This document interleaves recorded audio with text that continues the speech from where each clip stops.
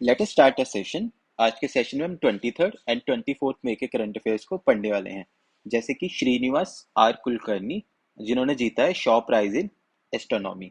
Then Spain बना international solar alliance का 99th member, जो कि 2015 में लॉन्च किया था इंडिया एंड फ्रांस ने।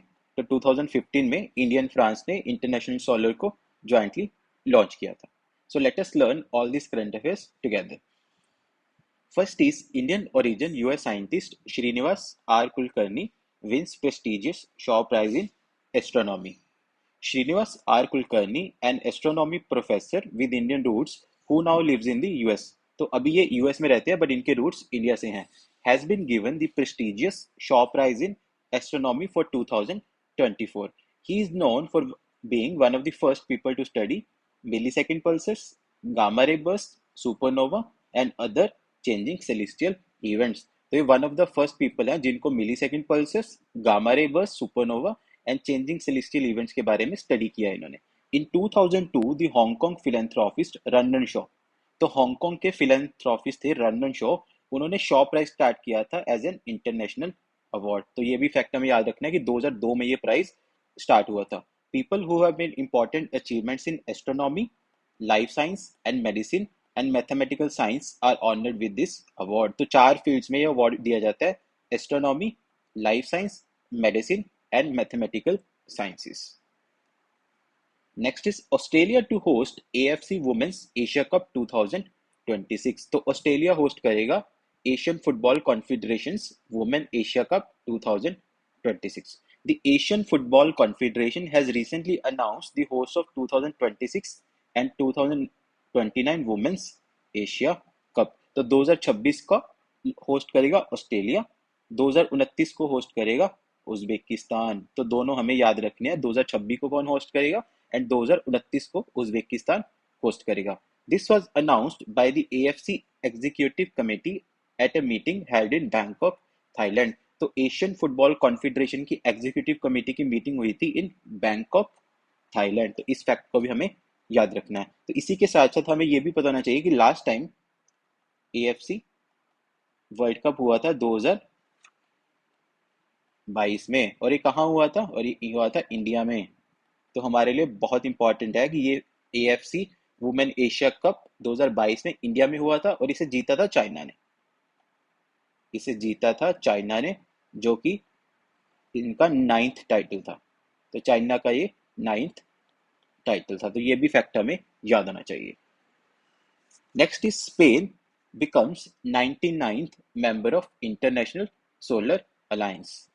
The ISA International Solar Alliance launched by India and France। तो इसे jointly इंडिया एंड फ्रांस ने लॉन्च किया था during 2015 UNFCCC COP21 conference in Paris. तो United Nations framework on climate change. तो इसकी मीटिंग हुई थी पेरिस में COP21 2015 में। Aims to implement the Paris climate agreement through extensive deployment of solar energy. तो पेरिस एग्रीमेंट के तहत एक्सटेंसिव डिप्लॉयमेंट करनी है सोलर एनर्जी की। अगर हम इंटरनेशनल सोलर अलायंस की बात करें तो इसका हेडक्वार्टर भी हमें याद रखना है। इसका इंटरिम हेडक्वार्टर है गुरुग्राम, हरियाणा में। गुरुग्राम हरियाणा में इसका इंटरिम हेडक्वार्टर है। और आईएसए का मेन ऑब्जेक्टिव है कि कोस्ट इफेक्टिव सोलर एनर्जी को डिप्लॉय एंड डेवलप करना। It serves as a collaborative platform for the member countries to increase the use of solar energy technologies. तो सोलर एनर्जी हमें पता है रिन्यूएबल एनर्जी है, तो इसको इंक्रीज करना, enhance energy access, ensure energy security and drive the global energy transition. And तभी इनका मोटो भी है one sun, one world, one grid, कि सारी कंट्रीज को एक ही ग्रिड से जोड़ना by developing the solar energy. One sun, one world and one grid. And इनका हेडक्वार्टर है गुरुग्राम, हरियाणा में। CDS general Anil Chauhan. तो फर्स्ट फैक्ट तो हमें यही से पता चल गया कि हमारे चीफ ऑफ डिफेंस स्टाफ कौन है। हमारे चीफ ऑफ डिफेंस स्टाफ है अनिल चौहान। इन्होंने स्टार्ट की exercise cyber Suraksha 2024। Chief of defence staff general Anil Chauhan starting the exercise cyber Suraksha 2024 on May 22, emphasizing the critical importance of enhancing India's cyber defense capabilities. India की cyber defence capabilities को enhance करना. अगर हम generations of warfare की बात करें, generations of warfare apart from army, navy, air force and space, तो इन चार के अलावा cyber attacks, cyber technology is going to be fifth generation warfare. Cyber technology is going to be fifth generation warfare. तो इसीलिए countries like USA, China, Russia are nurturing this generation because ये जमाना cyber technology का है and India भी इससे पीछे नहीं रह सकता. So this comprehensive cyber defense exercise aims to bolster collaboration and integration among the military and national agencies, advancing the nation's cyber defense readiness. तो हमारे नेशन के साइबर इंफ्रास्ट्रक्चर को रेडी रखना इसका एक्सरसाइज का ऑब्जेक्टिव है. Now let us see the appointments of the day. First is John Slaven. So Vedanta Aluminium has announced the appointment of its Chief Executive Officer John Slaven as the Vice Chairman of the International Aluminium Institute. तो इनको appoint किया गया as vice chairman of international aluminium institute. तो international aluminium institute establish हुआ था 1972 में and is the sole organisation representing the global primary aluminium industry. तो जो भी ग्लोबली प्राइमरी एल्यूमिनियम इंडस्ट्री है उसको ये रिप्रेजेंट करता है and highlights aluminium's crucial role in advancing the energy transition towards a zero carbon future. तो zero carbon future के एडवांस करना, ट्रांजिशन करना. Next is Rishabh Gandhi. The Board of India First Life Insurance has approved the promotion of Rishabh Gandhi, the current Deputy Chief Executive Officer, to the position of MD and CEO. तो ऋषभ गांधी जी को MD and CEO बनाया गया India first life insurance का. तो अब as of now ये deputy CEO थे but अब इनको MD एंड CEO बनाया इंडिया फर्स्ट लाइफ इंश्योरेंस का. Next is Ramesh Babu V. Shri Ramesh Babu V has taken the oath of office and secrecy as a member of the central electricity regulatory commission. तो इनको एक member बनाया गया सेंट्रल इलेक्ट्रिसिटी रेगुलेटरी कमीशन का. Shri Ramesh Babu we. The Central Electricity Regulatory Commission was established by the Government of India under the provisions of Electricity Regulatory Commissions Act 1998. तो ये commission establish हुआ है under electricity regulatory commission act 1998. तो ये भी fact हमें ध्यान में रखना. तो आज के static GK of the day में हम पढ़ने वाले हैं important space exploration mission. First is Chandrayaan 3 जो कि इंडिया ने लॉन्च किया था 2023 में अबॉर्ड GSLV और जहां पे हमारे विक्रम लैंडर एंड रोवर प्रज्ञा ने सक्सेसफुली लैंड किया था उसको नाम दिया गया शिव शक्ति पॉइंट. तो शिव शक्ति पॉइंट बहुत इंपॉर्टेंट है हमारे एग्जाम पॉइंट ऑफ व्यू से. रिसेंटली इसको इंटरनेशनल एस्ट्रोनॉमिकल यूनियन ने अप्रूव किया है इस पॉइंट को. सो इसके साथ साथ इंडिया बना fourth country to soft land on moon and first country to soft land on moon's south pole. तो मून के साउथ पोल पे इंडिया फर्स्ट कंट्री बना to soft land, overall fourth country. और इसने कंफर्म किया presence of sulphur for the first time at south pole. South pole पे first time sulphur की presence को कंफर्म किया.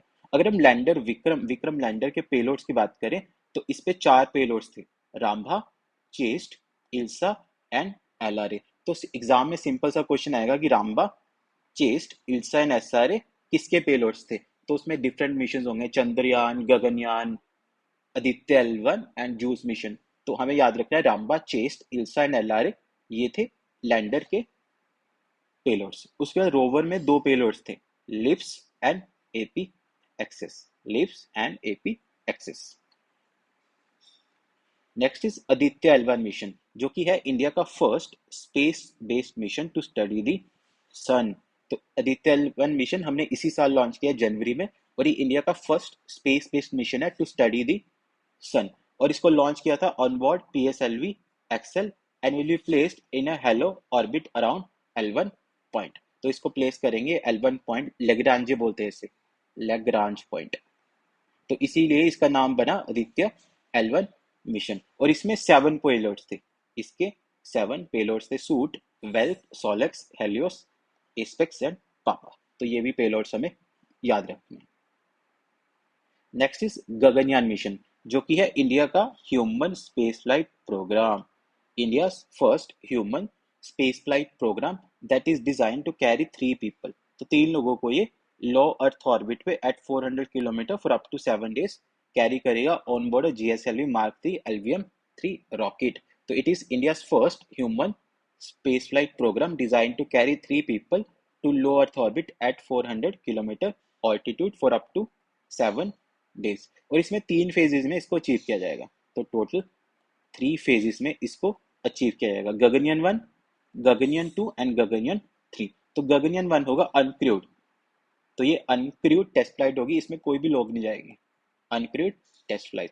गगनयान 2 होगा will carry female humanoid robot Vyom Mitra. तो एक फीमेल ह्यूमनॉइड रोबोट बनाया है इसरो ने, जिसका नाम है व्योम मित्रा। ये उसमें ट्रैवल करेगा। उसके बाद गगनयान 3 में क्रूड फ्लाइट होगी, लास्ट फेज में क्रूड फ्लाइट, जिसमें 3 लोग लो अर्थ ऑर्बिट में जाएंगे, 3 people. Next is XPoSat mission, जिसकी फुल फॉर्म है एक्सरे पोलैरीमीटर सैटेलाइट, जो कि इंडिया की फर्स्ट डेडिकेटेड पोलैरीमेट्री मिशन है। India first dedicated polarimetry mission to study various dynamics of bright astronomical X-ray sources in extreme conditions। जैसे कि black holes को study करेगा, न्यूट्रॉन स्टार्स, पल्सर्स, सुपरनोवास को, ये चीजें को स्टडी करेगा। So this will be world's second polarimetry mission. XPoSat world का सेकंड पोलैरीमेट्री मिशन होगा आफ्टर नासास IXPE। नासा का ऑलरेडी पोलैरीमेट्री मिशन है, इमेजिंग एक्सरे पोलैरीमेट्री मिशन, जो कि 2021 में नासा ने लॉन्च किया था। नेक्स्ट इज जूस मिशन, जो कि यूरोपियन स्पेस एजेंसी का मिशन है। यूरोपियन स्पेस एजेंसी का मिशन है, is on 8 year long voyage to make detailed observations on Jupiter and 3 of its ocean bearing moons। तो ये 8 साल के वॉयज पे है, बिकॉज ये 2031 में ये रिसेंटली लॉन्च हुआ था, और ये 8 साल के बाद 2031 के आसपास जुपिटर पे पहुंचेगा। तो हम देख सकते हैं जुपिटर हमारी धरती से कितना दूर है, और उस पे ये जुपिटर और उसके 3 moons Ganymede, Callisto and Europa को ऑब्जर्व करेगा। गैनीमीड के बारे में हमें एक फैक्ट याद रखना है, ये हमारे सोलर सिस्टम का लार्जेस्ट मून है। अगर आपको एग्जाम में क्वेश्चन है कि हमारे सोलर सिस्टम का लार्जेस्ट मून कौन सा है, तो दैट इज गैनीमीड। इसी के साथ साथ हमें नासा का यूरोपा क्लिपर मिशन भी बताना चाहिए। नासा का यूरोपा क्लिपर मिशन, जो भी इसी साल अक्टूबर में लॉन्च होगा, अक्टूबर 2024 में लॉन्च होगा, और ये जुपिटर के मून यूरोपा को स्टडी करेगा। जुपिटर का जो यूरोपा मून है उसको स्टडी करेगा। Last is OSIRIS REx mission, जो कि नासा का मिशन है, और इसकी फुल फॉर्म है origins spectral interpretation resource identification security regolith explorer, जो कि 2016 में नासा ने लॉन्च किया था, और यह अर्थ पे वापस आ चुका है। After collecting samples from an asteroid name Bennu. तो इस एस्ट्रॉयड को याद रखना है, इस एस्ट्रॉयड से इसने सैंपल्स कलेक्ट किए थे, और ये अभी धरती पे वापस आ चुका है, नासा का OSIRIS REx mission. So that is it for daily current affairs session. Please like, share, subscribe and comment or feedback. Jai Hind, Jai Bharat.